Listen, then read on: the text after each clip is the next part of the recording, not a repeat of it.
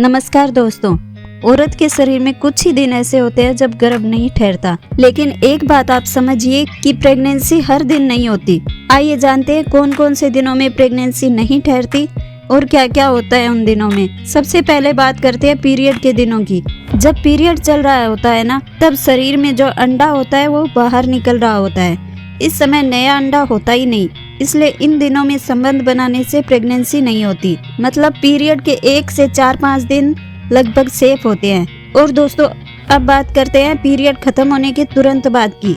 मान लीजिए पीरियड आज खत्म हुआ तो अगले 2-3 दिन तक भी अंडा तैयार नहीं होता, इसलिए इस टाइम पर भी प्रेगनेंसी के चांस बहुत कम होते हैं। और सबसे जरूरी बात बीच के दिनों की, तो फ्रेंड्स पीरियड के लगभग 10वें से 16वें दिन के बीच शरीर में अंडा निकलता है और इसे ही ओवुलेशन भी कहते हैं। अब यही वो दिन होता है जब अगर संबंध बने तो सबसे ज्यादा चांस होता है प्रेगनेंसी का।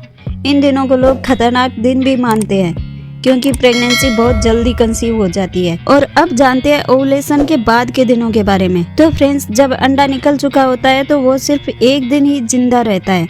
उसके 3-4 दिन बाद अगर संबंध बने तो प्रेगनेंसी नहीं होती। और कुछ लोग ये भी पूछते हैं कि पीरियड आने से पहले क्या प्रेगनेंसी हो जाती है।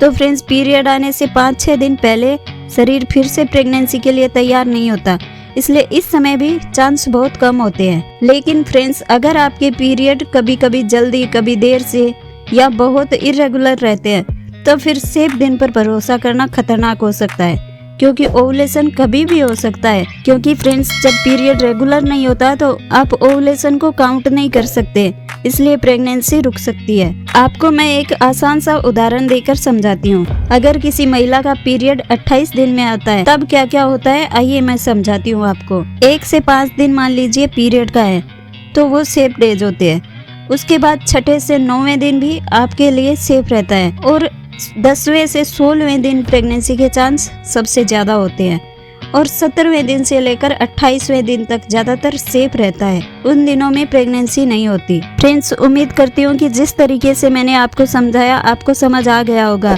अगर वीडियो पसंद आया तो लाइक कर दीजिए और चैनल को सब्सक्राइब कर लीजिए।